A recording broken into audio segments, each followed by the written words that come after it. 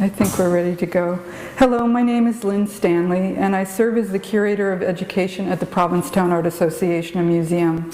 It's my pleasure to welcome you to tonight's Freddie Schiff-Levin lecture with Bernd Haussmann in conjunction with his exhibition at PAAM, Subjective Environments, Chromatic Paintings of Bernd Haussmann. As you can see, these gorgeous paintings are surrounding us tonight. A catalog in conjunction with the exhibition has been published by PAAM this summer. This beautiful volume is available for sale in the museum store. I regret to announce that the gallery talk with Will Barnett has been canceled, but invite you to celebrate the artist's centennial year at the opening of his exhibition at PAAM on August 19th. We hope you'll join us for the next Freddie Schiff-Levin lecture at PAAM at 7 p.m. on Tuesday, September 6th, with Judith Trepp, who will discuss the paintings, drawings, and sculptures featured in her exhibition at PAAM Beyond Line. This lecture series was begun in 2003 in honor of the artist Freddie Schiff-Levin, who was a member of Provincetown's arts community from the 1960s until her passing in 2002. PAAM gratefully acknowledges John and Tony Levin and Herbert Lee, who make this program possible through their generous support. We'd also like to thank Angel Foods for their continued support and for another fabulous cheese platter. Please help yourselves to refreshments and visit Angel Foods directly across the street. And now I'd like to introduce you to Bernd Haussmann. Bernd Haussmann's recent paintings, luminous abstractions that take full advantage of the sumptuous qualities of dripped and layered paint, grapple with the artist's relationship to nature and what Haussmann describes as the invisible, the fantasy, the place where you want to be. Whether perceived as pure abstraction or the peaks and turbulent waves alluded to in his Mountain and Ocean series, the muscularity and gestural quality of his mark-making align the artist's work with the contemporary airs of abstract expressionism. Of his work, exhibition curator and PAAM executive director Chris McCarthy states, Bernd's masterful applications are coupled with a trust in the unexpected and an allegiance to the viewer that is not often approached, freed from the burden of context. Working with Bernd has allowed me to experience color in a different way. Haussmann has resided in the U.S. since 1989 and divides his time between the North Shore of Boston and Western Maine, where he also works on a 250-acre nature project. The German-born artist was trained at the Merce Akademie in Stuttgart. Thank you. Germany. Museum collected and renowned in his homeland, Haussmann has been increasingly sought by American corporate collectors, including Xerox and the Hyatt Regency Corporation. Of his work, he says, painting is not about delivering a message or making a statement, nor is it about technique or composition. Painting is the attempt to get a little closer to the nature of things. Haussmann's work is represented in numerous public and private collections and in galleries throughout Europe and the US, including the Schoolhouse Gallery in Provincetown. Please help me welcome Bernd Haussmann and also Christine McCarthy and Michael Carroll, who are going to join him tonight for this talk.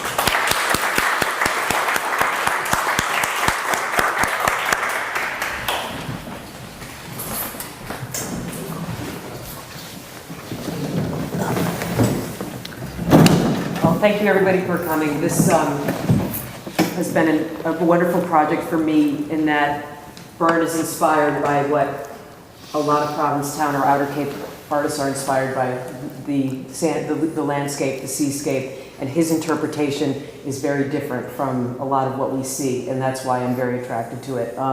If you're in this gallery at 11 o'clock in the morning, these paintings look different from than they look now. The actual light from the outside works with the oranges to actually refract color on the silvers. And then we realize that the trees outside cast shadows on the wall. So this show changes all day long. I mean, I've been looking at this work now for 4 years, and it changes everything every single time I look at it.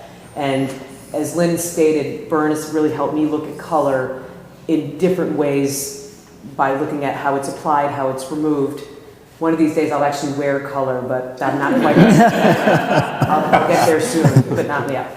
At any rate, it's been a thrill for me to work with both Michael and Bernd to introduce this work to Provincetown. Bernd's been showing at Marla Rice's gallery, and Michael's gallery, so he's been in this community, but having this bold color grace this gallery so everybody who goes by can't help but just stop and want to see what's happening in here. And by integrating the smaller paintings and continuing those lines really carries the show. So I'm thrilled with it, and it's been a wonderful project for me. I enjoy being in the space a lot, just sort of sitting or looking at the work. No, I don't sit, I stand. But at any rate, I'm going to turn it over to Bernd for him to tell you a little bit about himself, the process, and how he got to where we are today. So, well, thank you. And first, this is my one and only opportunity to say thank you to everybody at PAAM. And it's always been a pleasure to come here, and it's great to be here in this official capacity. And it's wonderful how professional and how smooth this all is running. So thanks a lot. Thanks, Michael, who helped us and who's also very instrumental in presenting the work. Where shall we start? We won't start at the beginning. I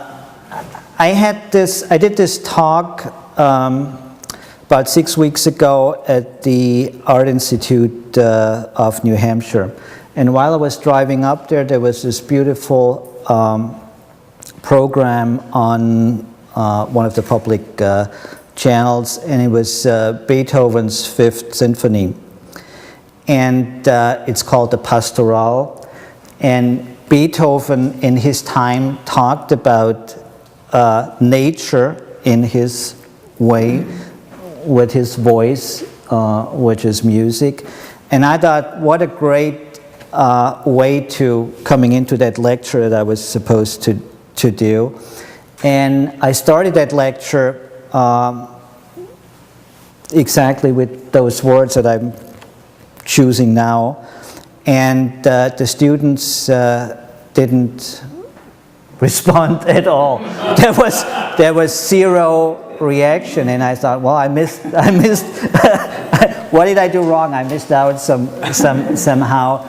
I realized they live in a very different world and a very different environment, and this brings me to the point of subjective environments. We all share an environment like we share this environment here tonight, but we all are part of our unique environments. And I think the crucial thing and the interesting part for me is to build connections and to make sure these environments overlap. I think this is what my painting is about. A couple stories, short ones, I promise, why I'm doing what I'm doing. There's one key experience, one of a few key experiences from my early childhood. I was climbing a mountain, the tallest mountain in Germany, with my father. I was approximately 12 years old. And we were climbing up. It was all very beautiful, and the weather was great, and it was an easy climb. And we got to the top where there's a cross and there's a book where you sign in. So we did that, and after like a few moments, this big storm, this big gust of wind came over the mountain, and I fell, and I almost got swiped away by the storm. My father grabbed me, held on to me. I totally forgot that, and we never told my mom. But it was very. Now it's become a very important experience.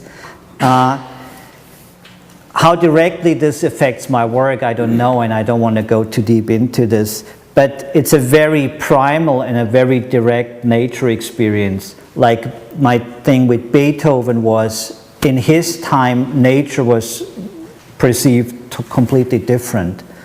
Like cave people looked at nature or were part of nature in a totally different way. I was very much part of that force of nature up at that mountain. one other little story, walking through the woods with my father in southern Germany where I grew up, and there was this big ant hill. And like kids do, I was curious, and I poked in it with a stick. And I didn't realize by doing that I would destroy or alter a whole environment, and therefore have a very important, tiny but very important impact onto that part of the forest. My father told me how this is all interconnected and how one follows the other, and what happened when you take out one element of that chain that makes it all work. I think those experiences, and there are many more, flow into my work very directly and through memory and recognition. I see something on a piece of canvas or any other surface I work on, and I recall or retrace some of those memories, which is then a very powerful experience. So enough about those early steps. We're here and now, and I'm curious where we go with this conversation. You have to say something. Now you have to say something.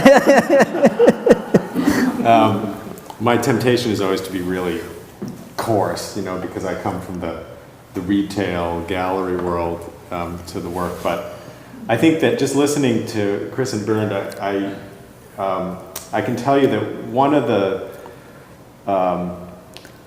the ways that I've been drawn to the work and the ways that I've become engaged with it over time has been for a lot of things that it's not. In my professional environment, there's a great proclivity and temptation towards resolution, and that can actually have a visual life, hard shapes, flat surfaces, finished things that are defined and can be spoken about very clearly and become transferable currency because of that. And one of the things that I love about Bernd's work is that it resists that temptation at every turn, and it's lovely for that effect. I think of the work as, I don't actually think of it a lot myself, personally I don't think of it a lot as sourced from nature, but I think of it as phenomenological, and therefore I think the way that it addresses nature is, in one of the ways that you were speaking about, is it addresses nature as something monumental, and therefore sort of undermines some common definitions about what's monumental in our culture now. Patriarchies and governments and political movements and violences and things like that. And so it does have this kind of way of thinking about nature in a sort of a prehistory sense, as something that has the last word. And I also like, in the way that I view it as phenomenological, I like that it also resists relationships that are ordinarily very comfortable to make between other kinds of art sources. These are, for instance, they discuss light and memory and have resonances, but they're not related to photography.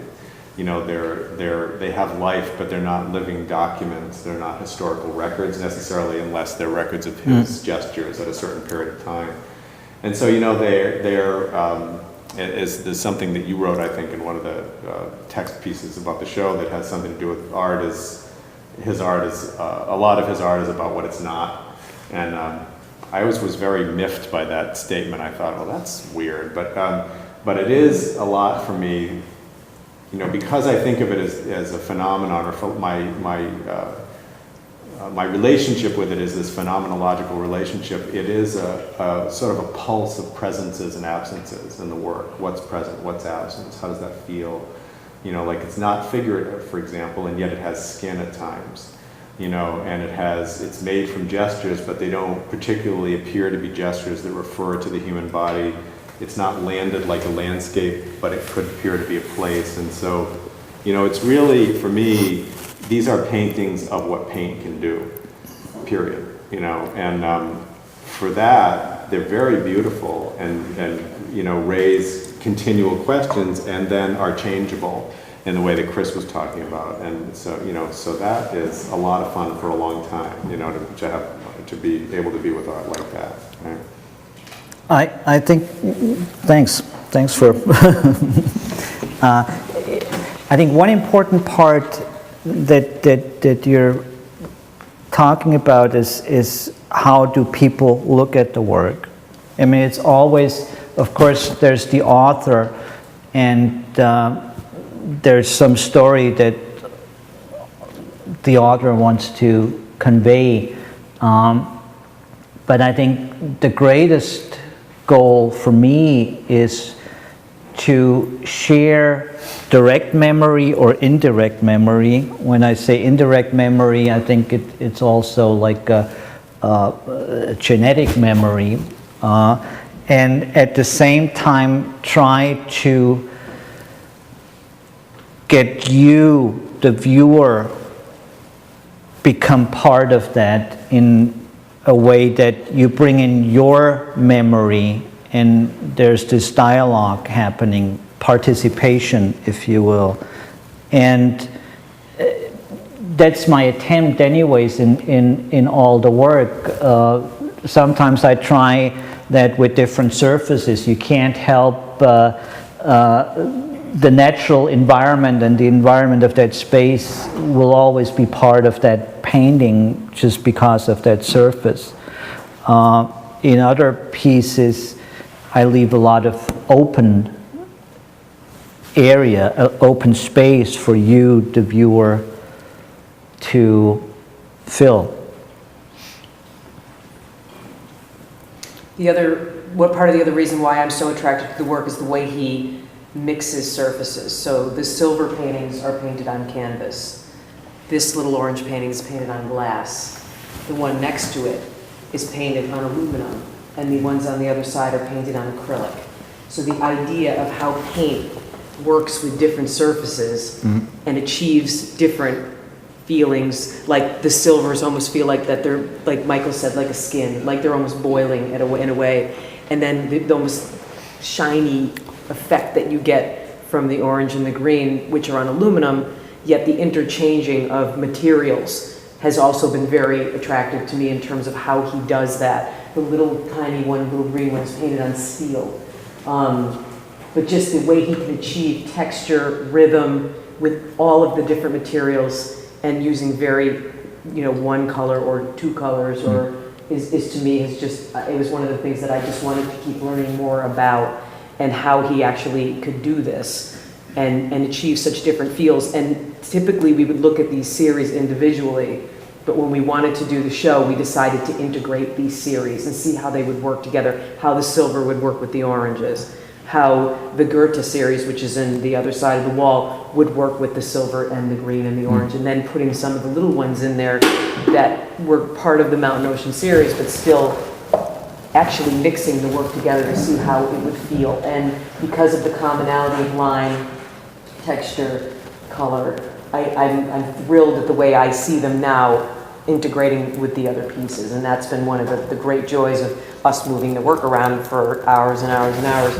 But really, That was a project, wasn't it? It was. I didn't have to go to the gym for 2 days. But the idea about how this feeling of these lines that are going to the left and the right, how they mimic the white space in that, the way that they really are compatible, and then the way that the oranges reflect. So all this reflection of orange that you see behind me is reflections from those orange paintings, but the way now that they become a pair, the way, or more than a pair, but they become synonymous, or they become coupled. And that's one of the things that I really liked, the linkages between the different series and how we could make them work together, and that was really fun to be able to do that. Yeah, because I think they work together a little differently than, like, one of the great things about having a show like this in a place like Provincetown is that, you know, we get to think about small intimacies a lot, in objects. Like a lot of the paintings are small. We have a tradition of fairly smaller work, and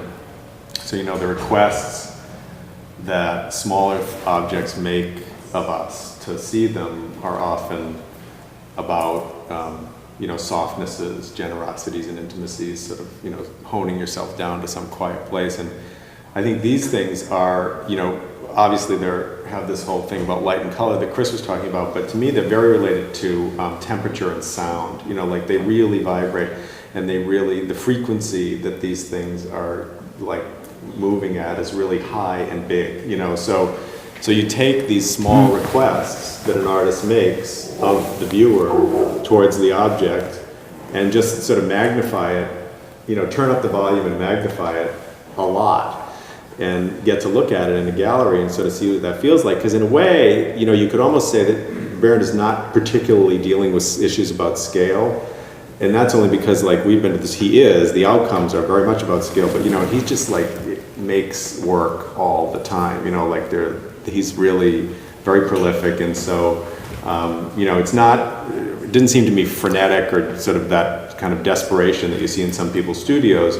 He's sort of clear about his choices. He's not just picking up anything he finds, but there's something else here where I feel like you can hear these things, and the frequency that's happening between these two paintings is really just as much about sound and kind of that, what it feels like to look at something that's almost like glass, as much as anything that's happening with light. Or how colors taste. Yeah, exactly. Right, that's another thing, the taste of color. I was shocked actually to hear that there is something like there's a where's my wife? There's a medical term for these people, right?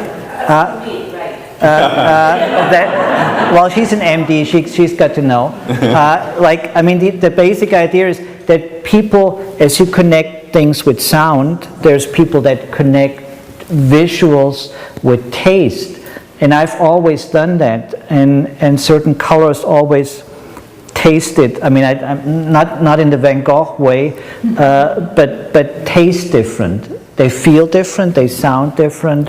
And of course, I try to incorporate all these things. In terms of when you talk about scale, it's always like the little piece that's up here is as crucial and important to me as the big one, and that's why we try to build a connection here, for example. In terms of surfaces, I have something, Chris, that it always starts with the story. And whether it's paper or canvas or aluminum or acrylic glass, I try to pick the right medium to promote that story the most properly. A byproduct of all these materials or substrates that I'm using is that work at the studio can become very lonely. And it's a very isolated process usually when you do this traditional painting. You can relate to that. And so surfaces and materials can trigger a story, can be a push and a start for something. But ultimately, when the metal paintings started, I think, because I had this steel plate that I worked on many years ago, and I thought, wow, that's kind of a cool surface, let's play with that. It often starts with that play, but then I thought, wow, how do I incorporate the viewer more into my work? Not like Baldessari, who's trying hard to be understood easily. I'm not avoiding that, but in a very plain and simple way, how can I get the viewer to be able to access the work in a maybe primal or maybe more instinctual way or a more direct way? And some of those surfaces I think, help me achieve starting a dialogue. I think that's about the colors, but colors is so much more because everybody has a different perspective on color and a different thoughts on what colors transport, right, or not. With those pieces, Jane Young told me some months ago, these are all monochromatic. And I said, no, they're not. They're very colorful pieces. And I never saw them as like one base color. And Shane said, no, they're monochromatic. And I said, no, they're chromatic. And that's actually how the title started to emerge. But it's just one of those, we all look, I have to go back to that subjective environment thing, because we're out here on the Cape now, everybody talks about the light, and I think there's something about that driving down the hill from Truro, and there still is after many years of doing that. And selfishly, I'm kind of curious too how these speak really directly to the outside environment of this place. Should we open to questions and see if anybody has any questions? Because there's another part to this whole evening, but we want to make sure that everybody, if they have any questions now, ask them forever. What should be? We talked about squirrels earlier. Tom, you have a question. Is the palette, the oranges and the silvers particularly, do they have an influence from South Asia? India particularly? It's a good question. I love that color. I think it's one of those colors, it's not red and it's not orange, it's something in between. It's not aggressive and brutal, and it's not too quiet either. It has an incredible presence, that color. And I mixed that color, I had that ready mixed, a big bucket full, and played with that. And I find it incredibly soothing. Maybe that's what you refer to, like an Asian sensibility almost, or something. It's saffron, and it's very strong orange, and it's all one color. And when the colors, that one color is applied very thinly, you have this almost saffron wash. And if you layer and layer and layer, it becomes heavier and that more solid orange. Right. I was actually thinking of the orange as being the Indian color of the orange, this particular current as the Indian color of marriage. Mm-hmm. Silver actually being the lac sheet. It's chocolates or little candies are given out at Diwali, which is the kind of giving sweets, and the silver is the gift of prosperity. I didn't think of that. I will incorporate that into my next talk. See, this is so. I'm a painter. I come to solutions through the process of painting. After that, I find these incredible connections. I find connections with Kierkegaard when he talks about memory and repetition. I just came across a new book on Darwin, and who talks about the origin of things. I'm certainly somewhat related to Eastern philosophies, but I don't go out there and study the book and then illustrate it. It's the other way around. I find little truth in my work after the fact. Interesting. Sometimes. Yeah, it is. You know, I think it's a good question, like your relationship to subject is Right. interesting, actually, because it would seem to be that it's not definite and not ephemeral either. But maybe you could talk about the paintings in the other room, because they relate The to, Goethe pieces? yeah, they relate to a project. Right. It's- Yeah, the Goethe pieces were a site-specific project in a ballroom in Boston at the Goethe Institute in a space that's very interesting.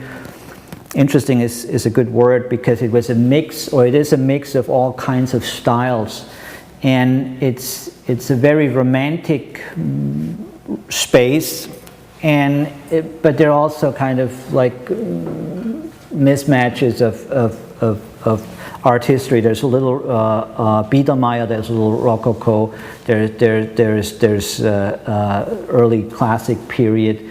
It's a wild mix. I saw the space, I loved the space, and I talked with the director at the Goethe Institute and said I would love to do a show there.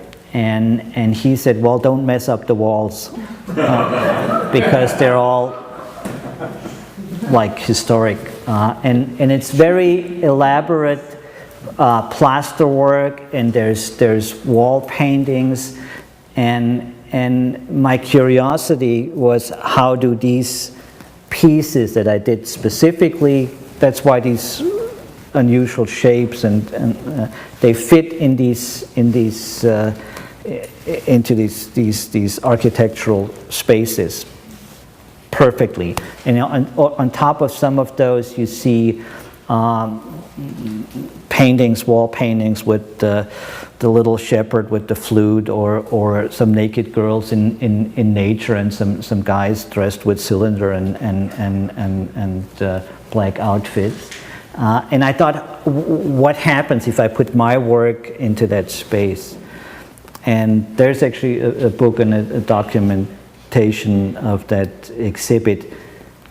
That was step one. Step two was, now what happens if I remove these paintings from that environment into a neutral space?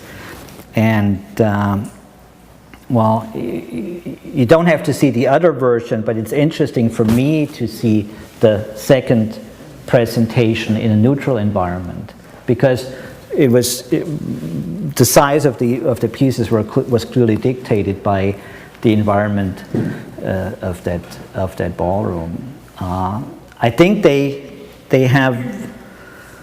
Well, I would have to ask you guys who saw that show, but I think that the presence is the same, but of course there is a different interactions. Now the pieces talk more to each other, I think, and at the Goethe Institute they would talk with the frills and decadency and weird mix of history. It's almost like a Disneylandish experience. It was a great show. I enjoyed that very much. It was a good project. But it's interesting how these work with those, right? I think they're all connected. Yeah, they are. I have a question. Please. You talked that you had this large container of orange mixed up. So Yep. do you tend to work in orange for an extended period of days and then go to, say, No. green ones? You just... No, do you back. feel differently when you're working all day in front of green as opposed to all day when you work in front of orange? I don't know. That would be another question for my wife. Does it make a difference? It does or does not? Does not. Okay. I think it's basic. I try to basically work from sub-emotions or deeper emotions, which means, of course, a certain color does something to me once I look at the piece and see the result. In the process, it's not very important. And the second question, or the first question, as I said earlier about different surfaces stimulating different reactions on my side, different sizes, different formats do the same thing. So it's a stimulant, and I think I'm probably not the most patient person, so I'm very active all the time and do a lot of things all the time, and that way of being is reflected in my work, I think. So the way I work is the way I am. I think it's hopefully, yeah, connected. Anybody else have any questions? I just wondered, like, could you pick a piece and tell us what it says to you, what it means to you? Is that hard? I looked, I had this question at the Goethe Institute. We can't walk over there now, but after maybe. And it starts with orange, and then red, and then it turns into yellows and greens and blues. It's the colors of the rainbow. That was my only interference, because size was all dictated. And I said, well, it starts, the show starts here. And somebody said, well, since your work is all about life and being and change and evolution and memory and recognition, so if this piece is about life, then the last piece, which is a deep purple long piece, must be about death. And I said, no, I don't see that. I have a story that I'm telling, and as I said with these two little examples that I gave you from my childhood, I try to stay open, and I try to allow interpretation from all sides. I don't want to comment too much. When I look at this piece, it feels incredibly calming and soothing. So there is that color, that how does it feel? This has clearly, for me, when I look at it, but when I look at it, I'm a viewer like you are a viewer. At that point, I'm not the author anymore. I have removed myself from that. So at this point, I can say this does this to me, and this evokes that memory to me. But that I don't want to go deeper into that, because that's interpretation, and I'm somewhat against interpretation. You think? I just wanted to say that I don't have a question, but I find it interesting that the more I'm sitting in front of your work, the more I like it. And really liking it now. I don't know, I don't think it's because of what you said, because I've been to a lot of talks and lectures and things like that, but... Well, I hope that the energy that I try to put into a work comes out, releases itself, but it can only release its energy when the viewer is open. Yeah, I feel like, one could like say, oh, that's just one color or Right. something like that, but it's actually a lot more complex than you would think, even as someone that's seen a lot of work. Right. So, and plus there seems to me, I don't know if this has, you did mention you were from Germany, but it does have this German feel in its gestures. I don't know if that's... When I grew up in Germany, my influences were all American, like Rauschenberg and some of those big guys. Actually, not entirely true. Polke, Sigmar Polke would have been one, and then Joseph Beuys, but more Joseph Beuys' philosophy than his painting. So I did have a question, I guess, there. There is the question, yeah. So abstract expressionism is certainly my root. This is the time that I grew up, and that's the time that I started to look at museums or look at shows, and of course you don't ignore that.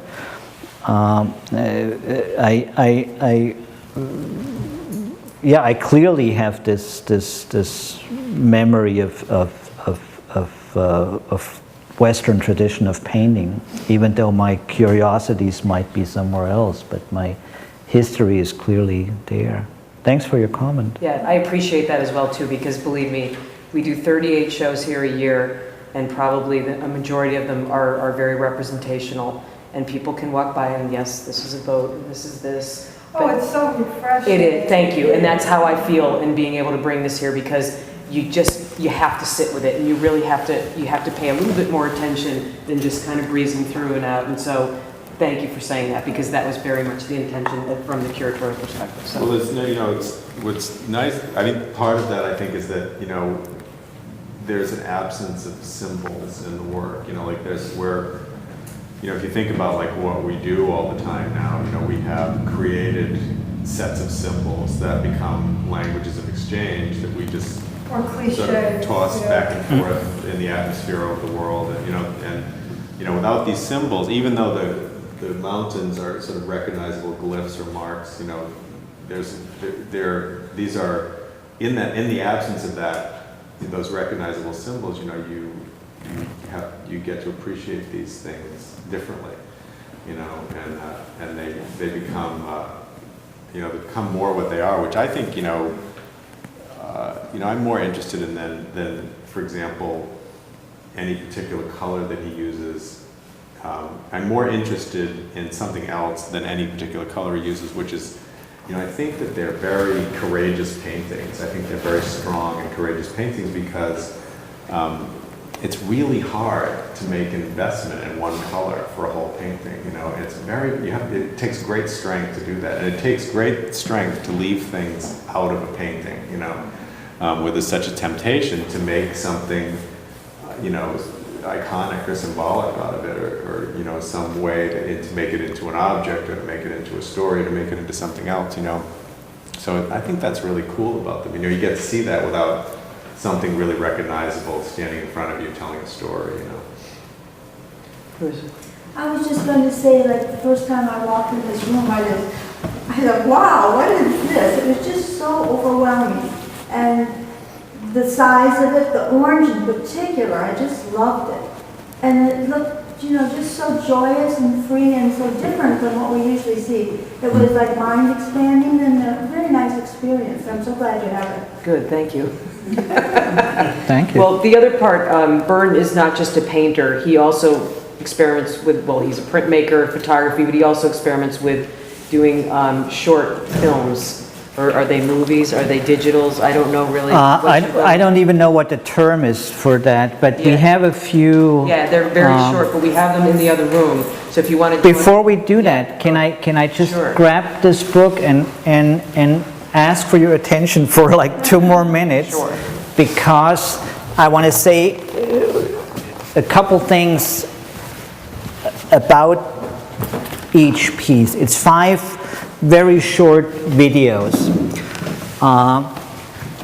They're very simple, and again, quoting Jane Young, they're not about going places, but they have a presence. It's not a narrative.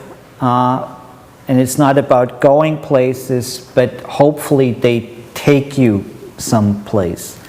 And it's 5 little pieces, and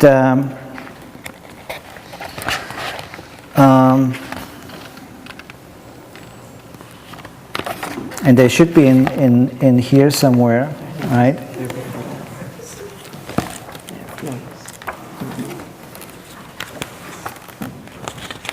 Yeah, you know what I need, Chris? I need the titles. I know. I know they're in here somewhere. Yeah, they are in here somewhere. Yeah. So the videos are very related to my work. For a long time, I abandoned photography. We talked about photography earlier.